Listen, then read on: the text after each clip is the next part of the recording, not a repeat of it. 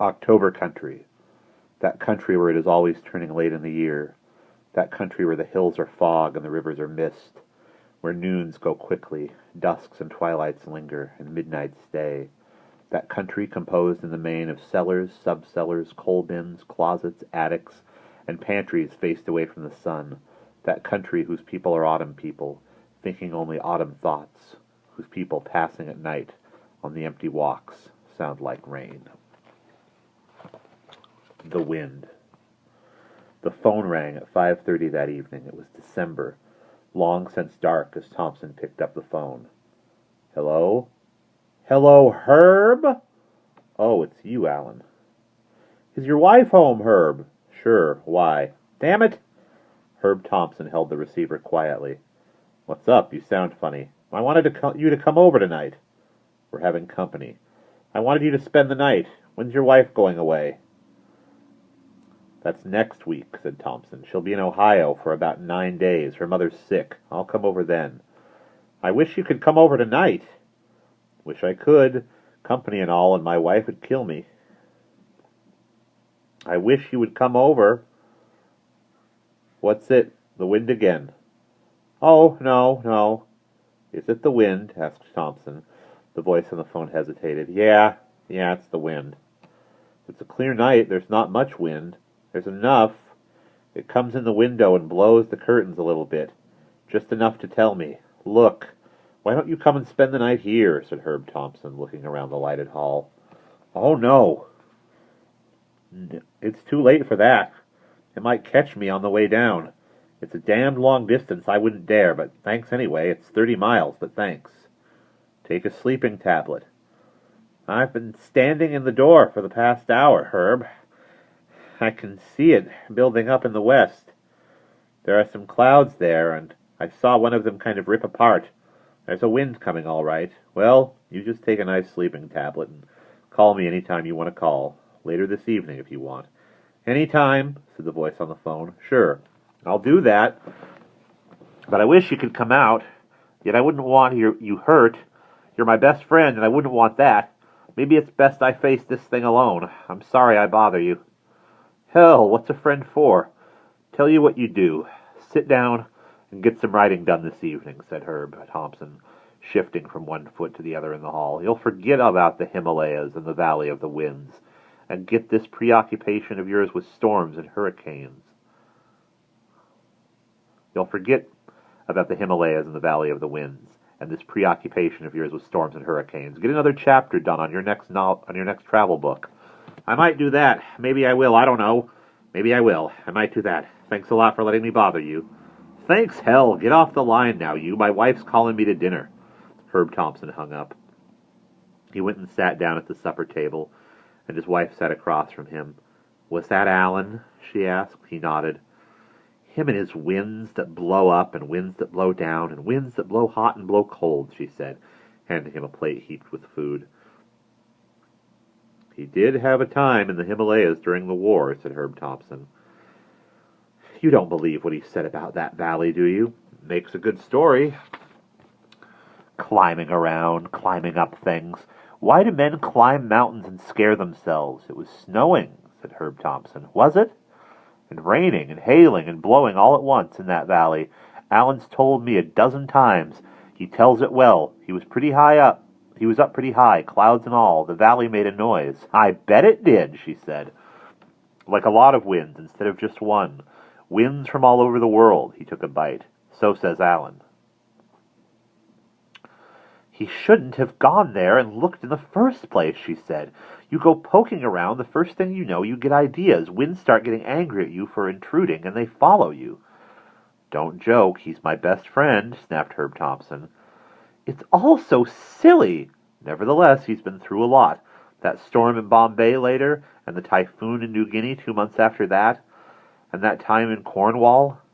I have no sympathy for a man who continually runs into windstorms and hurricanes and then gets a persecution complex because of it. The phone rang just then. Don't answer it, she said. Maybe it's important. It's only Alan again. They sat there, and the phone rang 9 times, and they didn't answer. Finally it quieted. They finished dinner. Out in the kitchen, the wind The window curtains gently moved in the small breeze from a slightly opened window. The phone rang again. "I can't let it ring," he said and answered it. "Oh, hello, Alan." "Herb, it's here. It got here." "You're too near the phone. Back up a little." "I stood in the open door and waited for it. I saw it coming down the highway, shaking the trees one by one until it shook the trees just outside the house, and it dived down toward the door, and I slammed the door in its face." Thompson didn't say anything. He couldn't think of anything to say. His wife was watching him in the hall door. "How interesting," he said at last. "It's all around the house, Herb. I can't get out now. I can't do anything, but I fooled it. I let it think it had me. And just as it came down to get me, I slammed and locked the door. I was ready for it. I've been getting ready for weeks." "Here now. Tell me about it, Alan, old man." Herb Thompson played it jovially into the phone, while his wife looked on and his neck began to sweat. "It began 6 weeks ago." "Oh, yes? Well, well. I thought I had it licked. I thought it had given up following and trying to get me. But it was just waiting. 6 weeks ago I heard the wind laughing and whispering around the corners of my house. Out here. Just an hour or so. Not very long. Not very loud. Then it went away." Thompson nodded into the phone. "Glad to hear it, glad to hear it." His wife stared at him. "It came back. The next night. It slammed the shutters and kicked sparks out of the chimney. It came back 5 nights in a row, a little stronger each time. When I opened the front door, it came in at me and tried to pull me out. But it wasn't strong enough. Tonight it is." "Glad to hear you're feeling better," said Thompson. "It's not better. What's wrong with you? Is your wife listening to us?" "Yes." "Oh, I see. I know I sound like a fool." "Not at all. Go on." Thompson's wife went back into the kitchen. He relaxed. He sat down on a little chair near the phone. "Go on, Alan. Get it out. Get it out of you. You'll sleep better. It's all around the house now, like a great big vacuum machine nuzzling at all the gables. It's knocking the trees around." "That's funny. There's no wind here, Alan." "Of course not. It doesn't care about you, only about me." "I guess that's one way to explain it." "It's a killer, Herb. It's the biggest, damnedest prehistoric killer that ever hunted prey. A big sniffling hound, trying to smell me out, find me. It pushes its big cold nose up to the house, taking air, and when it finds me in the parlor, it drives its pressure there. And when I'm in the kitchen, it goes there. It's trying to get in the windows now, but I had them reinforced, and I put new hinges on the doors and bolts. It's a strong house. They built them strong in the old days. I've got all the lights in the house on now. The house is all lighted up bright. The wind follows me from room to room, looking through all the windows. When I switch them on, oh!" "What's wrong?" "It just snatched off the front screen door." "I wish you'd come over here and spend the night, Alan." "I can't. God, I can't leave the house. I can't do anything. I know this wind. Lord, it's big and it's clever. I tried to light a cigarette a moment ago, and a little draft sucked the match out.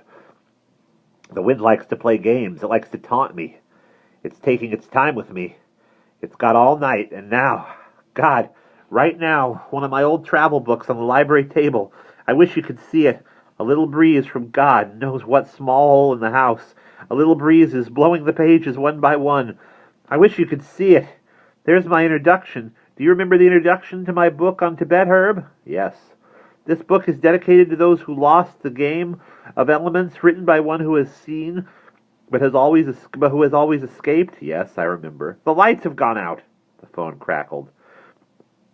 "The power lines just went down. Are you there, Herb?" "I still hear you. The wind doesn't like all that."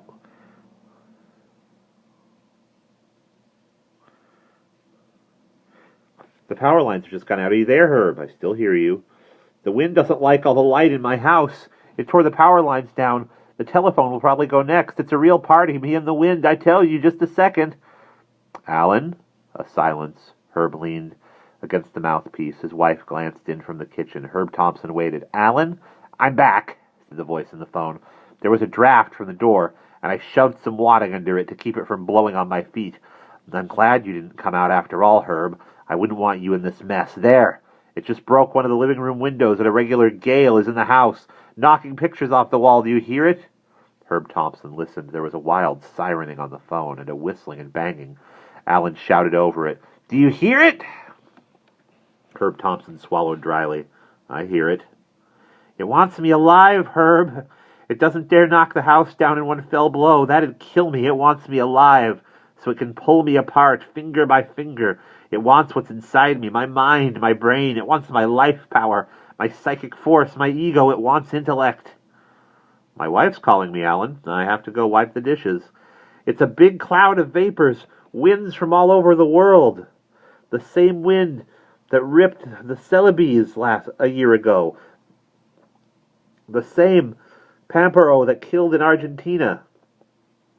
The typhoon that fed on Hawaii. The hurricane that knocked the coast of Africa earlier this year. It's part of all those storms I escaped. It followed me from the Himalayas because it didn't want to know that I knew.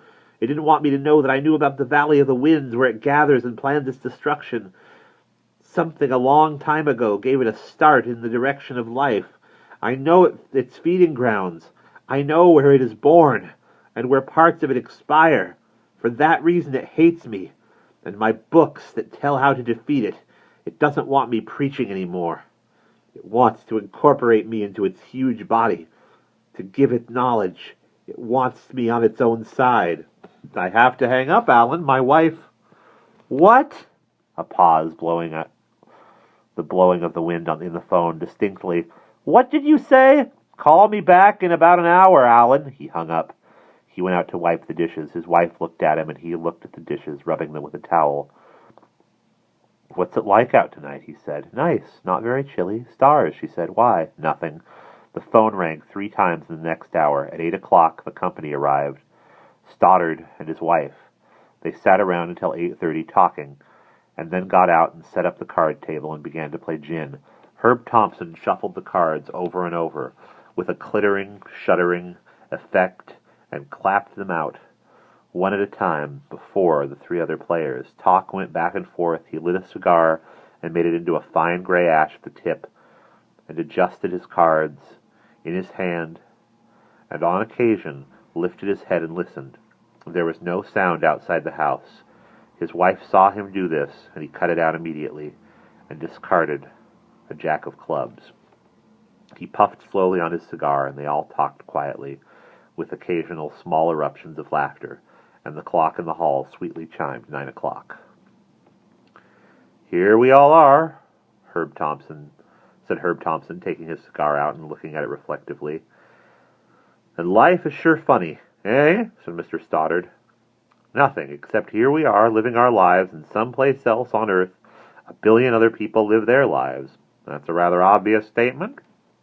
Life," he put his cigar back to his lips, "is a lonely thing, even with married people.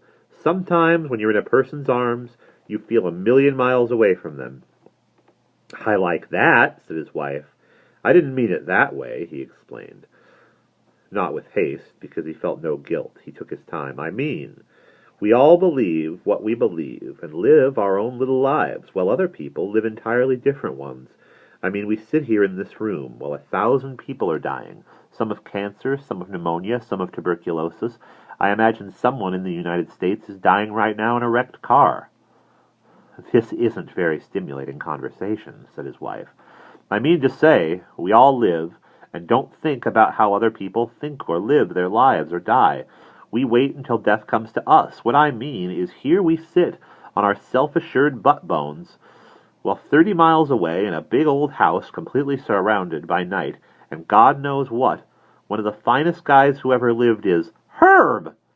He puffed and chewed on his cigar and stared blindly at his cards. "Sorry," he blinked rapidly and bit his cigar. "Is it my turn?" There we will pause.